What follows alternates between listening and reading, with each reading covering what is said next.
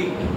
ఇక్కడ x అనేది 0 if b అనేది ఇక్కడ 0 అయిపోతుంది హోమోజీనియస్. నెక్స్ట్ ప్రతి హోమోజీనియస్ ఈక్వేషన్ కన్సిస్టెంట్. ప్రతి హోమోజీనియస్ ఈక్వేషన్ కన్సిస్టెంట్. నెక్స్ట్ ఇక్కడ ఈ ఈక్వేషన్లో మళ్ళీ 2 టైప్స్ ఉంటాయి. ఒకటి కన్సిస్టెంట్, ఇంకోటి వచ్చేసరికి ఇన్కన్సిస్టెంట్. ఓకేనా? కన్సిస్టెంట్ అండ్ ఇన్కన్సిస్టెంట్ ఇలా 2 ఈక్వేషన్స్, అందులో 2 టైప్స్ ఉంటాయి. ఏంటి? సిస్టమ్ ఆఫ్ లీనియర్ ఈక్వేషన్లో 2 టైప్స్ ఉంటాయి. ఫస్ట్ టైప్ వచ్చి హోమోజీనియస్, సెకండ్ టైప్ వచ్చి నాన్ హోమోజీనియస్. హోమోజీనియస్లో వచ్చేసరికి b అనేది ఈక్వల్ టు 0, నాన్ హోమోజీనియస్లో b అనేది నాట్ ఈక్వల్ టు 0. ఇక్కడ b అనేది నాట్ ఈక్వల్ టు 0 అయినప్పుడు దాని తర్వాత ప్రతి ఈక్వేషన్ కన్సిస్టెంటే. అక్కడ ఏంటంటే ప్రతి ఈక్వేషన్ 2 టైప్స్ మళ్ళీ డివైడ్ అవుతుంది నాన్ హోమోజీనియస్లో, కన్సిస్టెంట్, ఇన్కన్సిస్టెంట్. కన్సిస్టెంట్ అంటే ర్యాంక్ ఆఫ్ ఏ అనేది ఇక్కడ ఇచ్చే చూడండి, ఇదేంటి?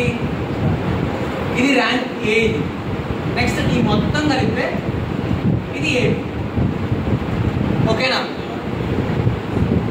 సో ఇక్కడ ర్యాంక్ ఆఫ్ ఏ అంటే ఈ 2 ఎలిమెంట్స్ జీరోస్ అయిపోయినాయి అనుకోండి, అప్పుడు ఈ 2 ఎలిమెంట్స్ ఉన్నాయి. ర్యాంక్ ఆఫ్ ఏబి ఏమవుతుంది అప్పుడు? మీరు చూడండి, ఈ 2 ఎలిమెంట్స్ జీరోస్ అయిపోయినాయి, ఈ 2 ఎలిమెంట్స్ ఉన్నాయి. ర్యాంక్ ఆఫ్ ఏబి ఎంత అవుతుంది?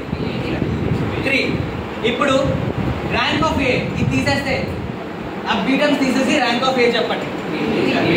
సో అలా ర్యాంక్ ఆఫ్ ఏ అనేది ర్యాంక్ ఆఫ్ ఏబికి ఈక్వల్ అవ్వాలి. అలా అయితే అది కన్సిస్టెంట్ అంటాం. ఓకేనా? అలా అయితే దాన్ని కన్సిస్టెంట్ అంటాం. నెక్స్ట్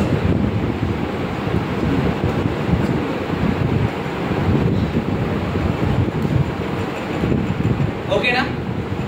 ఇక్కడ కూడా సేమ్ ర్యాంక్ ఆఫ్ ఏ అనేది ర్యాంక్ ఆఫ్ ఏబికి ఈక్వల్ అవ్వాలి. ఇక్కడ వచ్చేసరికి ర్యాంక్ ఆఫ్ ఏ అనేది not equals to rank of AB. ఓకేనా? ఇలా అయితే ఇది నో సొల్యూషన్స్ అవుతాయి. ఇచ్చిన ఈక్వేషన్స్కి సొల్యూషన్స్ ఉండవు. ఓకేనా? ఇచ్చిన ఎక్స్టర్మ్స్ ఫైండ్ అవుట్ చేయవలసిన ఎక్స్టర్మ్స్కి సొల్యూషన్స్ లేవని అర్థం. అంటే దాని అర్థం ఇవ్వాలంటే లాస్ట్లో ఏ టర్మ్స్ అన్నీ ఉన్నాయి చూసారా, లాస్ట్ రోలో ఏ టర్మ్స్, ఆ 3 టర్మ్స్ జీరోస్ అయిపోవాలి. అలా 0 అయిపోయి ర్యాంక్ ఆఫ్ ఏబి మాత్రం 3 అయ్యి ర్యాంక్ ఆఫ్ ఏ మాత్రం 2 అయితే, ర్యాంక్ ఆఫ్ ఏ మాత్రం 2 అయితే అప్పుడు నో సొల్యూషన్స్. అర్థమైందా? నెక్స్ట్ ఈ కన్సిస్టెంట్లో మళ్ళీ 2 టైప్స్ ఉన్నాయి. ఓకేనా? ఒకటి యూనిక్ సొల్యూషన్, నెక్స్ట్ ఇంకొకటి ఇన్ఫైనైట్ సొల్యూషన్స్. ఓకేనా?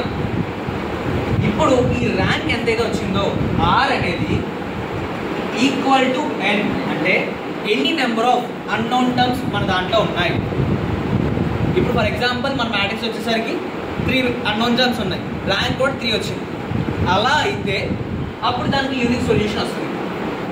ఇఫ్ మ్యాట్రిక్స్ ఆర్డర్ వచ్చేసరికి 3 అన్నోన్ టర్మ్స్ ఉండి ర్యాంక్ వచ్చి 2 వస్తే అప్పుడు అది ఇన్ఫైనైట్ నెంబర్ ఆఫ్ సొల్యూషన్స్. ఓకేనా? అప్పుడు అది infinite number of solutions. Next